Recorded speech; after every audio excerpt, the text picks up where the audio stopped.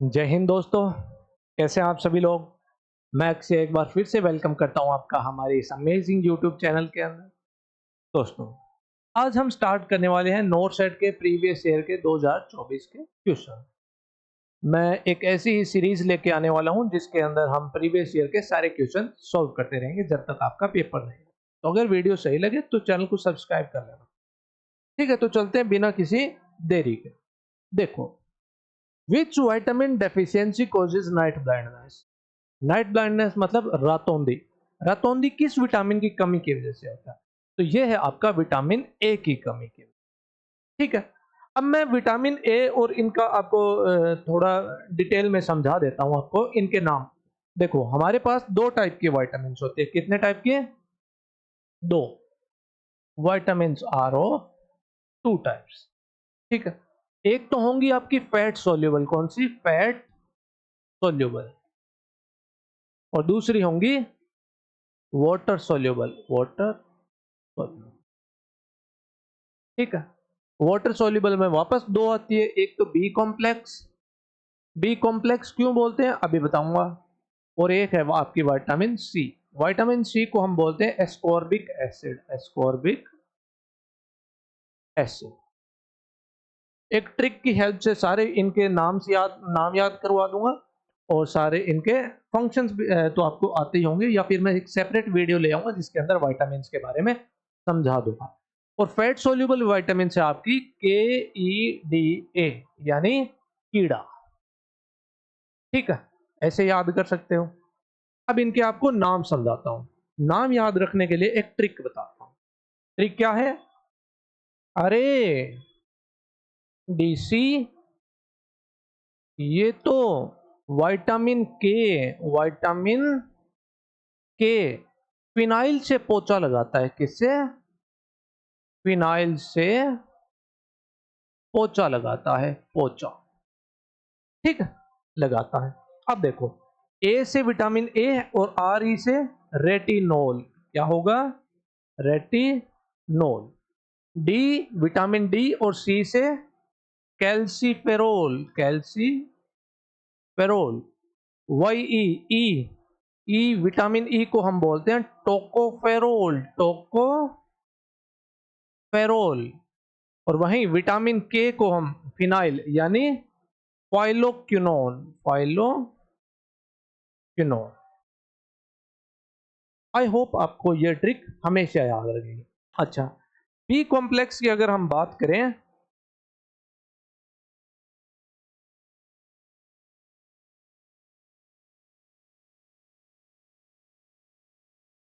एक सेकेंड।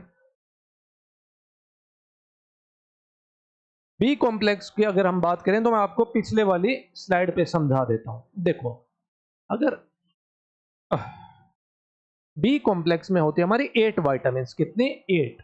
ठीक है, जैसे 8 में B1, B2, B3, B4 नहीं होता आपका, B5, B6, B7 और आपका B9 और B12।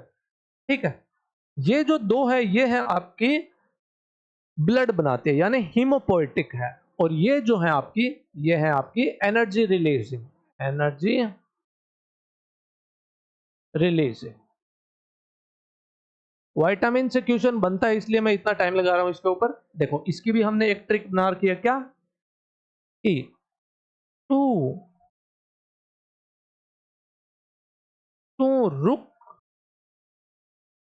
ना पगली। तो रुक ना पगली, प्यार भी फुल करेंगे। फुल करेंगे। अब देखो, B1 क्या है? 2 यानी टोकोफेरोल। टोकोफेरोल। ठीक है, B2 यानी राइबोफ्लेविन। राइबोफ्लेविन। B3 यानी ना से नियासिन। नियासिन। पेंटाथेमिक एसिड। पेंटोथेमिक एसिड अगले से। इससे होगा पायरोडोक्सिन। प्यार से पायरोडोक्सिन। ठीक है, B7 बायोटीन, B9 फुल यानी फोलिक एसिड, ठीक है। करेंगे यानी कोबालमीन, आई होप आप इस चीज को अब कभी नहीं भूलोगे। तो इसी के साथ हमने सारी विटामिन देख ली, ठीक है। अब बात करते हैं कि नॉर्मल ह्यूमन की पल्स रेट कितनी होनी चाहिए, उसकी पल्स रेट कितनी होनी चाहिए, ठीक है।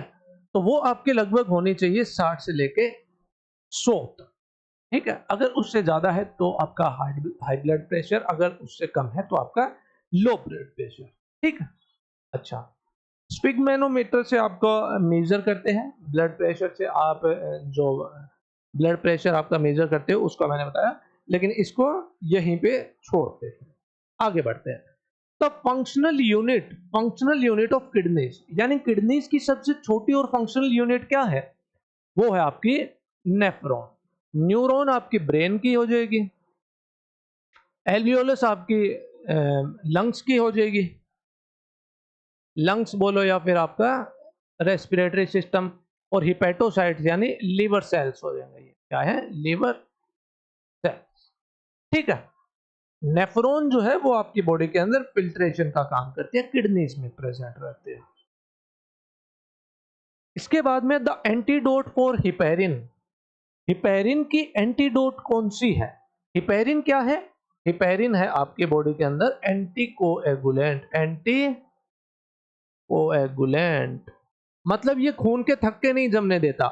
तो जब भी आपने कभी देखा होगा, आपको जब मॉस्किटो बाइट करता है, मॉस्किटो, ठीक है, या कोई मॉस्किटो हो गया, या आपको लीच बाइट करती है, लीच यानी हीरोडिन, जब भी ये बाइट करती है तो सलाइवा के थ्रू आपकी बॉडी के अंदर ये क्या करते हैं, हिपेरिन इंजेक्ट करते हैं। हिपेरिन ये क्या करता है, आपके ब्लड को थिन रखता है, ब्लड को थिन रखेगा, जिसकी वजह से आपका ब्लड शक करती रहती है। तो ये मैंने एंटीकोएगुलेंट बताया है। अब आपको पूछा है कि एंटीडोट, यानी एंटीडोट इसके अगेंस्ट में, हिपेरिन के अगेंस्ट में आपकी बॉडी के अंदर क्या डालेंगे, तो ये डालेंगे प्रोटामाइन सल्फेट। प्रोटामाइन सल्फेट अगर डालेंगे तो ये हिपेरिन के एंटीकोएगुलेंट इफेक्ट को कम कर देगा और आपकी बॉडी के अंदर क्लोटिंग स्टार्ट हो जाएगी, ठीक है। The first sound S1 is produced by closure of, पीछे मैंने छोड़ तो नहीं दिया ना कुछ, हाँ, जो आपका हार्ट जब बीट करता है तो वो लब डब ऐसी साउंड प्रोड्यूस करता रहता है। तो जो पहली साउंड प्रोड्यूस होती है वो किसकी वजह से होती है, देखो आपके हार्ट के अंदर ट्राइकस्पिड और बाइकस्पिड वॉल्स होती है। जब ट्राइकस्पिड वॉल्स ओपन होती है, मतलब क्लोज होती है, उस टाइम क्या है, ये S1 साउंड जो है वो प्रोड्यूस होती है आपके, ठीक है, ट्राइकस्पिड वॉल्स के क्लोजर से। उसके बाद में आपका BCG vaccine is given to prevent. BCG vaccine किन को दी जाती है, BCG वैक्सीन जाती है आपके ट्यूबरक्यूलोसिस को।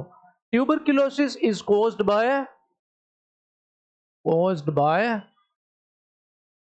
माइकोबैक्टीरियम ट्यूबरक्यूलाई, ये एक बैक्टीरिया है, क्या है, बैक्टीरिया है। तो टीबी कैसी डिजीज है, बैक्टीरियल डिजीज है, ठीक है। इसके अंदर ह्यूमंस के अंदर बहुत तेज तेज खांसी होने लग जाती है, क्योंकि यहाँ पे कफ इकट्ठा होना स्टार्ट हो जाता है हमारे लंग्स के अंदर, तो सांस लेने में भी काफी डिफिकल्टी होती है। आजकल इसका ज्यादा नहीं है, पहले के जमाने में बहुत से लोगों को हो जाते थे, ठीक है। अब आते हैं the Glasgow coma scale assesses, ये क्या असेस करता है आपका, इसको कॉमनली हम GCS स्केल भी बोलते हैं, क्या बोलते हैं, GCS स्केल। देखो ये एक स्केल है 0 से लेके 15 तक का अपना, ठीक है। इसमें होता क्या है, अगर कोई इंसान थोड़ी बहुत भी मूवमेंट शो कर रहा है तो वो क्या है 15, ऐसे 0 से लेके 15 तक। अगर थोड़ी बहुत मूवमेंट शो कर रहा है तो वो यहाँ आएगा, अगर मतलब काफी अच्छी खासी मूवमेंट शो कर रहा है तो वो यहाँ, जैसे जैसे उस इंसान की मूवमेंट डिक्रीज होती जाती है ये 0 की तरफ आता जाता है। 0 या फिर 1 के ऊपर आप ऐसे देख सकते हो कि उस इंसान के अंदर बहुत ही कम कॉन्शियसनेस है, ठीक है, यानी वो कोमा में पहुंचने वाला है, ठीक है। तो ये हो जाएगा आपका लेवल ऑफ कॉन्शियसनेस मेजर करने के लिए, ठीक है। अगला क्वेश्चन है, which electrolyte is present is the major intracellular cation. देखो कैटायन क्या मतलब, कैटायन का मतलब है पॉजिटिवली चार्ज्ड, ठीक है, और इंट्रासेल्युलर का मतलब है इनसाइड सेल, इनसाइड सेल। आपके सेल के अंदर कौन सा कैटायन प्रेजेंट है? सबसे ज्यादा प्रेजेंट रहता है सोडियम, ठीक है, और पोटेशियम सॉरी, और सोडियम है वो आपका सेल्स के आउटसाइड रहता है, आउटसाइड द सेल, ठीक है। ये दोनों काम करते हैं आपके सोडियम पोटेशियम पंप, ये दोनों मिलके बनाते हैं सोडियम पोटेशियम,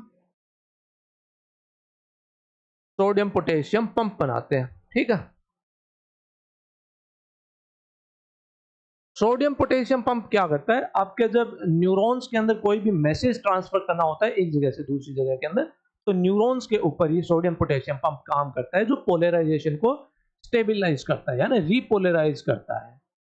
अगर आपको इसके बारे में डिटेल में पढ़ना है तो आप कमेंट कर सकते हो, मैं आपको समझा दूंगा एक सेपरेट वीडियो बना के, ठीक है। The site of insulin production is, insulin आपकी बॉडी के अंदर कहां प्रोड्यूस होता है? इंसुलिन प्रोड्यूस होता है आई सेल्स ऑफ लैंगरहंस, ये है आपके पैनक्रियाटिक सेल्स, क्या है? पैनक्रियाटिक सेल्स, ठीक है, अल्फा और बीटा सेल्स ऑफ लैंगरहंस बोलते हैं इनको। अच्छा, इंसुलिन का काम क्या होता है? इंसुलिन आपकी बॉडी के अंदर जो एक्स्ट्रा ग्लूकोज रहता है, ग्लूकोज को कन्वर्ट करता है ग्लाइकोजन के अंदर, ठीक है। और ये ग्लाइकोजन आपकी बॉडी के अंदर कहां स्टोर रहता है? Stored in muscles and liver, muscle और लिवर के अंदर स्टोर होगा। तो ग्लाइकोजन को हम बोलते हैं एनिमल स्टार्च, इसको हम एनिमल स्टार्च भी बोलते हैं। तो इन चीजों को ध्यान रखना। अब आता है hand hygiene is the most effective method to prevent. हाथों की हाइजीन, हैंड हाइजीन सबसे ज्यादा आपको किससे बचा सकती है? हाइपरटेंशन से नहीं बचा सकती, डायबिटीज से नहीं, एनीमिया से, खून की कमी हाथों की हाइजीन से थोड़ी होती होगी। ये होगा आपका हॉस्पिटल एक्वायर्ड इन्फेक्शन। हाथों को अगर सही से धो के रखते हैं, अपने हाइजीन का मेंटेनेंस अगर ढंग से रखते हैं, तो आपको हॉस्पिटल से कोई भी इन्फेक्शन होने के चांसेस बहुत कम हो जाते हैं, ठीक है। Normal adult body temperature is approx अपना 36 टू 37.5 डिग्री सेल्सियस, ये आपका नॉर्मल बॉडी टेम्परेचर है ह्यूमंस का, ठीक है। The drug used in anaphylactic shock, anaphylactic shock मतलब कोई ऐसा इंसान है जो बिल्कुल ठंडा पड़ गया है, कोई मूवमेंट शो नहीं करा, उसके अंदर हम अगर मूवमेंट करवाना चाहते हैं उसकी कोई भी तरीके से, तो उसको कौन सी ड्रग देंगे? उसको हम देंगे एड्रीनलिन के इंजेक्शन, ठीक है। एड्रीनलिन क्या होता है? एड्रीनलिन आपका डू और डाई हार्मोन है। क्या है? डू और डाई हार्मोन। पूछते हैं कि एड्रीनलिन जो है वो कहां से सीक्रेट होता है? Secreted by adrenal gland, adrenal gland, ठीक है। एड्रीनलिन का इंजेक्शन देता है और एड्रीनलिन इसको सीक्रेट करता है। अगला क्वेश्चन है the incubation period of measles, measles यानी खसरा, खसरा, ठीक है। खसरे के अंदर क्या होता है? आपकी बॉडी के अंदर लाल लाल पैचेज हो जाएंगे, लाल लाल ऐसे मानो कि बहुत छोटे छोटे छोटे छोटे दाने से हो जाएंगे, और इंसान को कंटिन्यूसली बुखार रहती है। अच्छा, अब ये इंक्यूबेशन पीरियड क्या है? इंक्यूबेशन पीरियड है जब आप एक्सपोज हुए, exposed to virus, virus bacteria किसी से भी अगर आप एक्सपोज हुए, और कुछ टाइम बाद आपके अंदर बॉडी के अंदर सिम्टम्स अपीयर होंगे। क्या होंगे? सिम्टम्स अपीयर, ठीक है। तो ये जो बीच का पीरियड है ना, इसको हम बोलते हैं इंक्यूबेशन पीरियड, ठीक है। इंक्यूबेशन पीरियड ऑफ मीजल्स, खसरे का इंक्यूबेशन पीरियड रहता है आपका 10 से लेके 14 दिन के बीच में, ठीक है। 10 to 14 डेज आपका करेक्ट आंसर हो जाएगा। के बाद में हमारा नेक्स्ट क्वेश्चन है, which position is commonly used for lumbar puncture. Lumbar, ये जो आपकी पीछे रीढ़ की हड्डी है, इसके अंदर से हम क्या करते हैं, कई बार फ्लूइड निकालते हैं। कौन सा? Cerebrospinal fluid. सेरेब्रोस्पाइनल फ्लूइड, ये कहां से निकालते हैं हम? ये निकालते हैं हमारी लंबर से, यानी हमारी बैकबोन से। इस हिस्से को लंबर बोलते हैं, ठीक है, बैकबोन से। क्यों? कुछ डिजीजेस के चेकअप के लिए, जैसे कोई इंसान के अंदर नर्व सिस्टम के अंदर कोई कैंसर तो नहीं है, ब्रेन के अंदर कोई, उसके अंदर जो सेरेब्रोस्पाइनल फ्लूइड है, इसमें कोई आपका ब्लड तो नहीं आ रहा, ठीक है। ऐसी कुछ चीजों को देखने के लिए हम क्या करते हैं, लंबर पंक्चर करते हैं, वहां से हम थोड़ा फ्लूइड निकालते हैं और उसकी टेस्टिंग कर लेते हैं।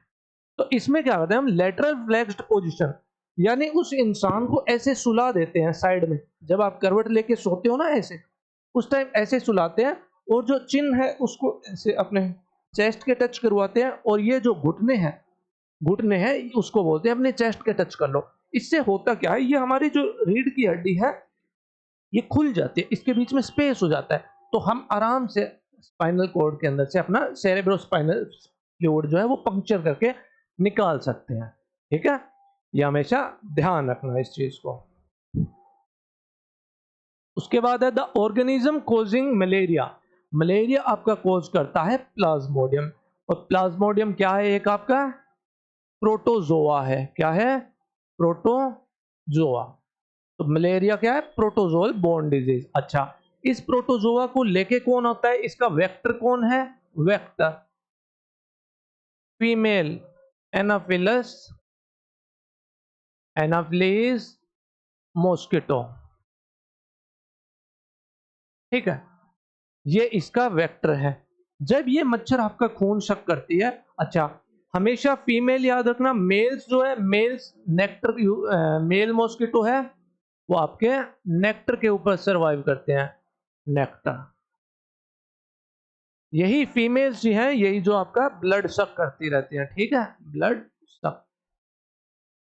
क्यों?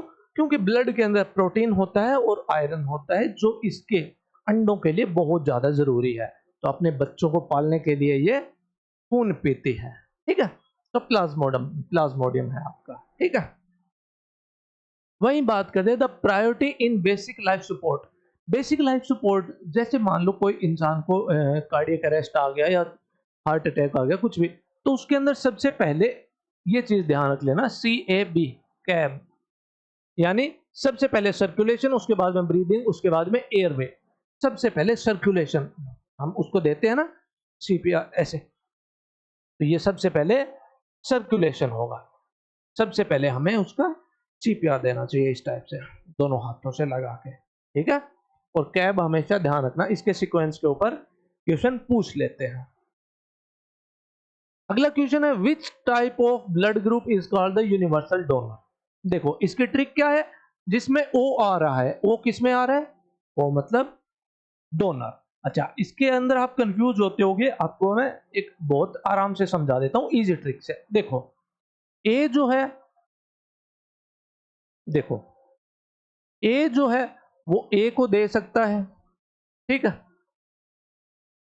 B जो है वो B को दे सकता है और B से ही ले सकता है, ठीक है।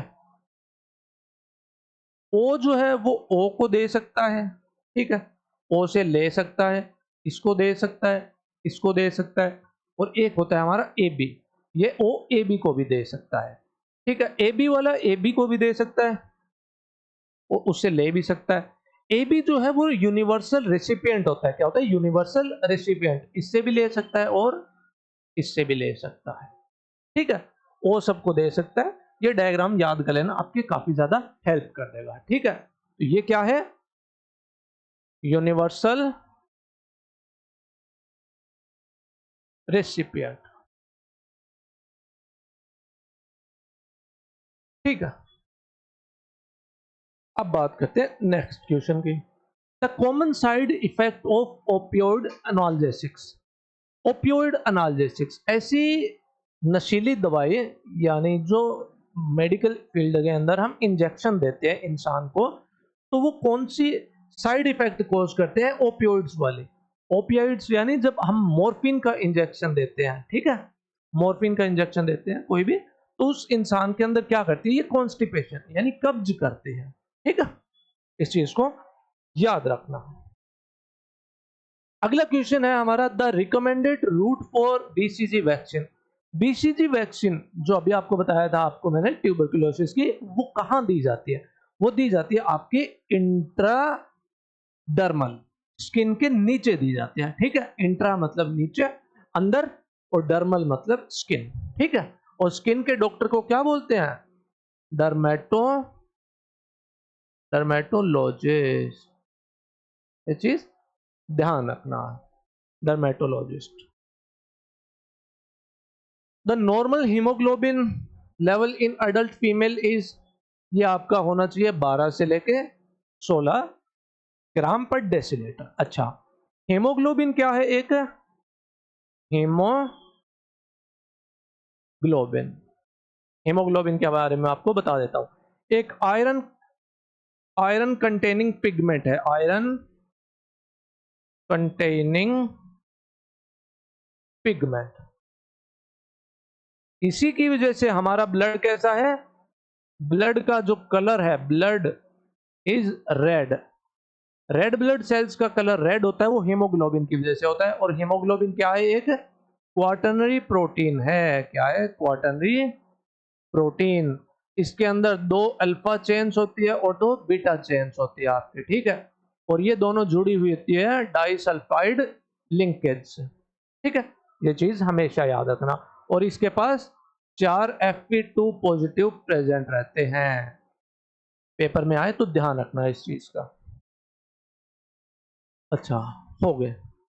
तो इसी के साथ आपके 20 क्वेश्चंस कंप्लीट होते हैं। मिलते हैं अगली एक और नई वीडियो के अंदर, जिसके अंदर 20 क्वेश्चंस वापस से लेके आऊंगा।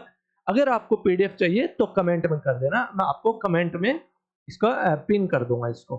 धन्यवाद दोस्तों। जबान लड़खड़ाने लग गई इतनी देर से बोलते बोलते।